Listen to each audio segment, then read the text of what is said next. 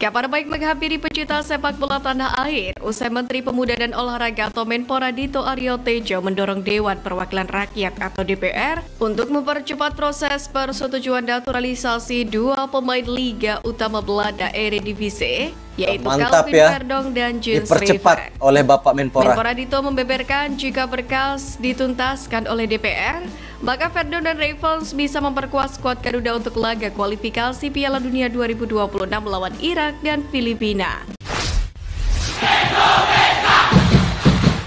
Assalamualaikum warahmatullahi wabarakatuh. Halo teman-teman subscriber Garuda Timnas, kembali lagi berjumpa di channel ini. Kita akan bahas tuntas tentang Timnas Indonesia. Namun di video kali ini kita akan membahas salah satu pemain keturunan, yakni Kevin Verdong.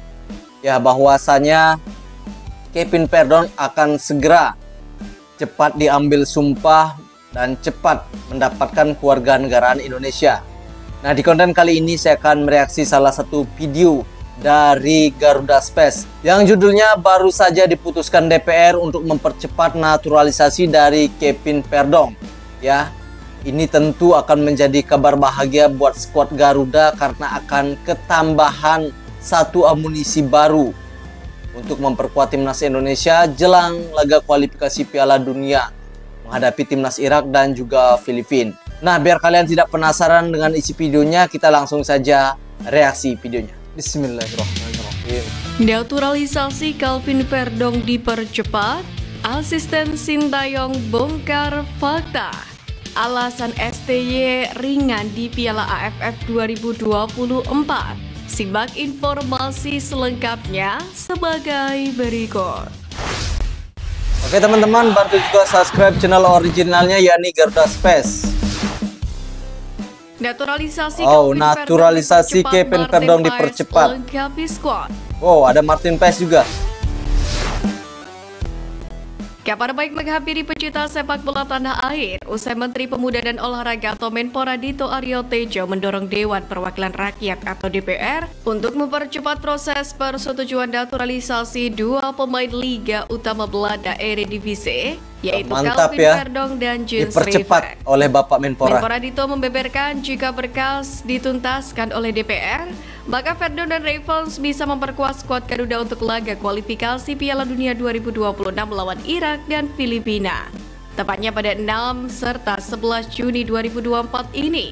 Untuk itu pihaknya terus mendorong DPR agar menyelesaikan proses tersebut. Sudah diajukan kembali ke DPR. Tadi ini kita besok mungkin setelah pas jam kerja, saya akan coba komunikasi dengan pimpinan DPR. Dan semoga bisa sesegera sesuai yang dibutuhkan timnas kita. Ya, kemarin kan tepat waktu. Sekarang insya Allah tepat waktu juga. Oh, mantap. Ujar Menpora Dito. Menariknya, Calvin Verdong dan Jens Ravens kemungkinan besar diperuntukkan dua timnas berbeda sementara waktu. Verdong hampir pasti melengkapi skuad Garuda Sintayong. Sementara Jens Ravens kemungkinan besar disiapkan untuk membela timnas U20 Indonesia di Thailand Cup 2024. Jens Ravens untuk timnas U20. Sementara ini skuad timnas Indonesia masih terdiri dari 22 pemain. Calvin Verdong dan Martin Paes jadi dua pemain yang paling mungkin melengkapi skuad Garuda untuk melawan Irak dan Filipina. Hal tersebut juga diperkuat dengan pernyataan Sumarji soal rencana hanya ada 24 pemain timnas Indonesia pada pemanggilan kali ini. Sangat setuju ya jika Kevin Verdong dan juga Martin Paes ini alasan STY bisa dipanggil. bawa skuad Garuda lolos semifinal Piala AFF. Alasan STY bawa skuad Garuda lolos semifinal Piala AFF 2004 dengan mudah. Oke, kita lihat ya. Pertama, 3 lawan muda. Di fase penyisian ini, timnas Indonesia akan bersaing dengan 3 negara secara level masih berada di bawahnya, yakni Filipina, Myanmar, dan Laos. Pada 2 edisi terakhir, skuad Garuda selalu bisa mengalahkan negara-negara ini di ajang Piala AFF, baik edisi 2020 maupun 2022. Oleh karena itulah, laga menghadapi Filipina, Myanmar, dan Laos wajib dimaksimalkan oleh Sintayong. Jika mampu menyapu bersih dengan kemenangan, kans lolos ke semifinal Piala AFF 2024 bakal semakin besar.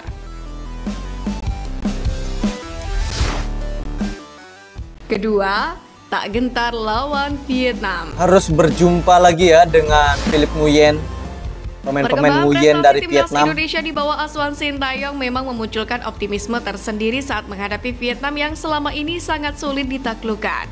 Pada 3 pertemuan terakhir, misalnya, skuad Garuda selalu berhasil menang melawan The Golden Star Warriors. Hal inilah yang patut menjadi modal kepercayaan bagi Timnas Indonesia di Grup B. Sebab melawan Vietnam sudah bukan menjadi laga yang sangat menakutkan lagi. Skuad Merah Putih sudah bisa menaklukkan musuh bebuyutannya itu, sehingga bakal berjuang meraih hasil serupa di kejuaraan ini. 3 kali kemenangan yang lawan Vietnam secara beruntun. Ketiga, DNA lolos semifinal. Walau berada di bawah asuhan Sintayong, Timnas Indonesia memang selalu bisa lolos dari fase penyisian. Pada edisi 2020 misalnya, skuad Merah Putih bisa meraihnya dengan status sebagai juara Grup B. Adapun pada edisi 2022, skuad Garuda juga berhasil lolos sebagai runner-up. Kemudian pada edisi ini, anak asuh Sintayong hanya kalah selisih gol saja dari Thailand yang sama-sama mengkoleksi 10 poin. Catatan inilah yang menjadi modal berharga bagi Rizky Ridho dan kawan-kawan, yakni untuk mengamankan tiket ke semifinal demi mengulangi prestasi yang sama seperti 2 edisi sebelumnya.